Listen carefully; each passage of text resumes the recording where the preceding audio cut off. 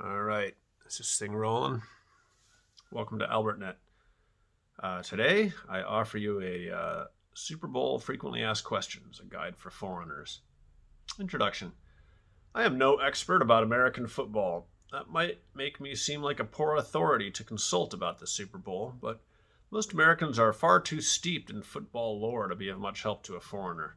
Ask almost any football fan what a down is, and you'll get an answer like, a down, like third down and six, that kind of thing. Since AlbertNet is a truly global blog with 11% of my page views from Russia and 7% from Hong Kong, I thought I'd help the rest of the world understand this whole Super Bowl phenomenon. I know I should have posted this well ahead of the game, I just got busy. At least this will help you process what just happened. Super Bowl XL1V frequently asked questions. Is this year's game really Super Bowl XL1V? Ah, you caught me. I didn't know, so I just guessed. I was kind of hoping nobody would try to convert the Roman numerals. The Super Bowl started in like the 60s, so we're at like number 55. I don't actually know. Sorry. Is Super Bowl one word or two? It's two words, but most football fans probably aren't very particular on the spelling of this term or any other. Just don't call it the Super Bowl.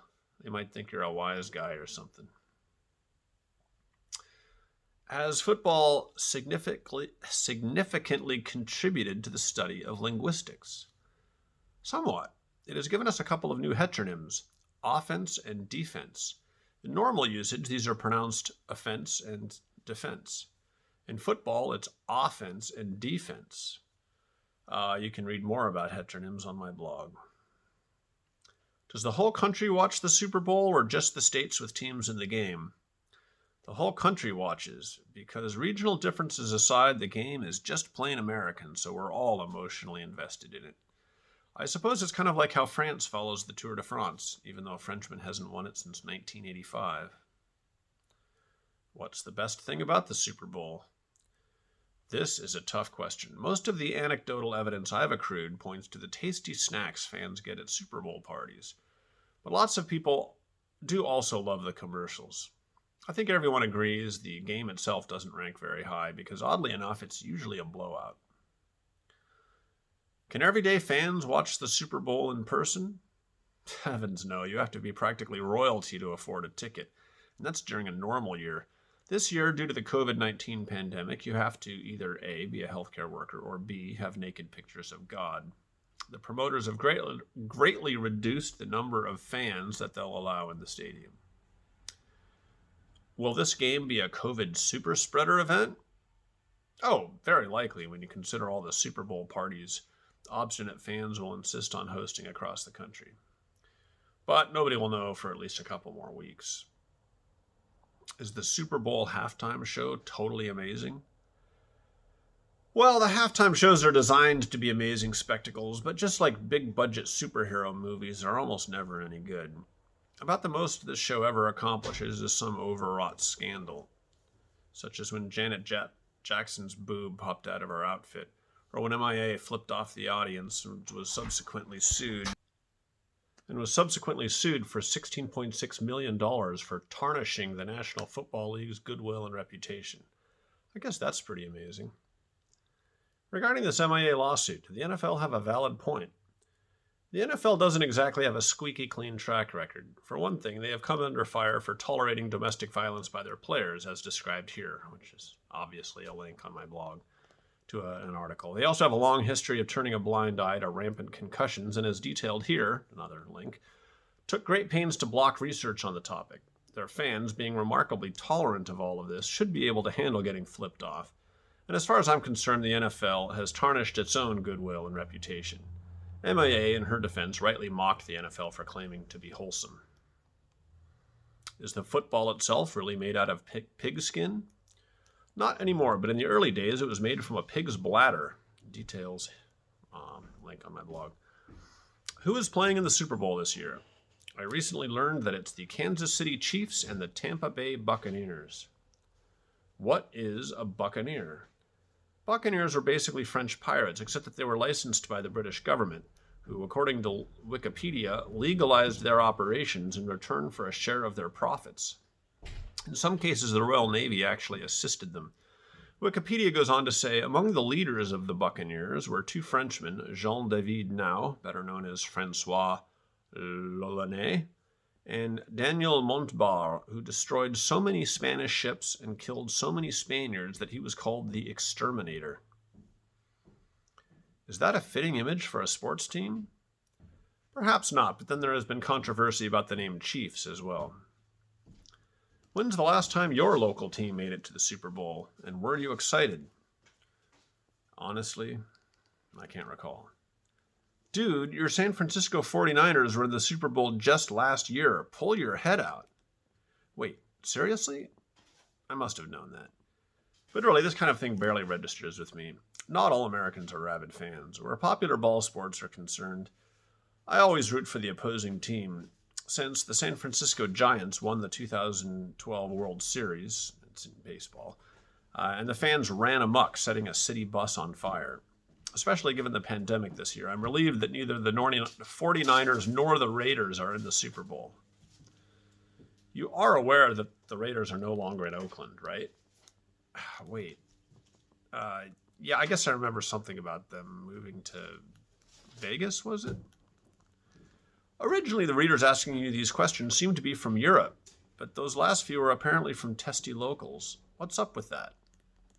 Well, I'll take questions from anybody or nobody. How many Americans typically watch the Super Bowl? According to Statista, around 100 million Americans watch the big game on TV. Last year was 99.9 million, and the viewership peaked at 114.4 million in 2015. How can you be so uninterested in a championship game that's this popular? To be honest, I'm a little bit disturbed by any sporting event that relies heavily upon tribal impulses for its excitement.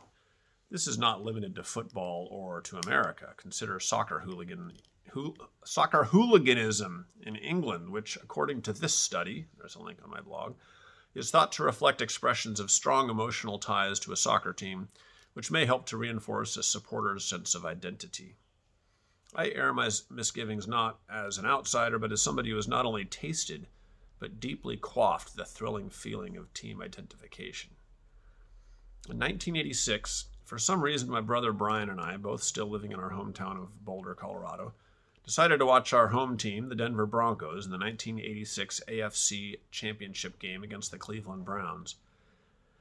As described here, it's a link to the Wikipedia article, Broncos quarterback John Elway, in a span of 5 minutes and 2 seconds, led his team 98 yards in 15 plays to tie the game with 37 seconds left in regulation. Denver won the game in overtime by making a 33-yard field goal. Brian and I were elated. We jumped to our feet and did dual high fives in the air. No small feat for two non-gymnastic cyclists. Then, as the area camera pulled back to show the frankly ugly Cleveland Municipal Stadium on a dull winter day, the announcer said something dramatic like, "With this devastating loss, the fans in Cleveland will head home to bleak, meaningless lives with nothing left to live for." I shook my head in a very self-satisfied way and reflected on the abysmal low state of the Clevelanders and was relieved at knowing myself to be so obviously superior to them. And I thought, wait a second, I don't even like football. I've never even been to Cleveland. It was a real wake-up call, and I thought about it again 5 years later when I read St. Augustine's Confessions, in the original Latin, if you must know, particularly the following passage concerning a young man who, dragged against his will to the gladiatorial games, is determined not to be caught up in them. A great roar from the entire crowd struck him with such vehemence that he was overcome by curiosity. Supposing himself strong enough to despise whatever he saw and to conquer it, he opened his eyes. As soon as he saw the blood, he at once drank in savagery and did not turn away. His eyes were riveted. He imbibed madness. Without any awareness of what was happening to him, he found delight in the murderous contest and was inebriated by bloodthirsty pleasure. He was not now the person who had come in, but just one of the crowd which he had joined, and a true member of the group which brought him. He looked, he yelled, he was on fire. He took the madness home with him, so that it urged to him to return, taking others with him. Now, don't get me wrong, I'm not actually afraid of becoming the kind of rabid fan who gets so worked up he celebrates his team's victory by torching a city bus. But any temptation to submit to this hardwired tribal instinct gives me pause. Is it true that there is a spike in domestic violence each year during the Super Bowl?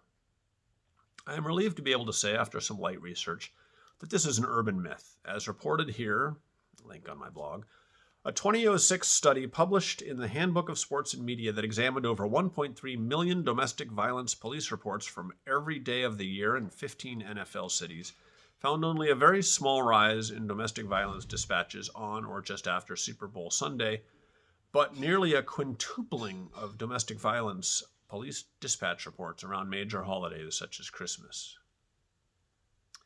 What's the deal with cheerleaders? Unlike European sports, American sports feature skimpily clad women dancing around to celebrate their team. I suppose this simply provides a welcome spectacle for anybody who has lost interest in the game. Do bloggers ever feature cheerleaders for similar reasons? Well, go to my blog and see for yourself. Is it true concussions are a serious problem among high school cheerleaders? Yes, as detailed here, and there's a link. Boy, you really are a buzzkill, aren't you? Why, yes. Yes, I am.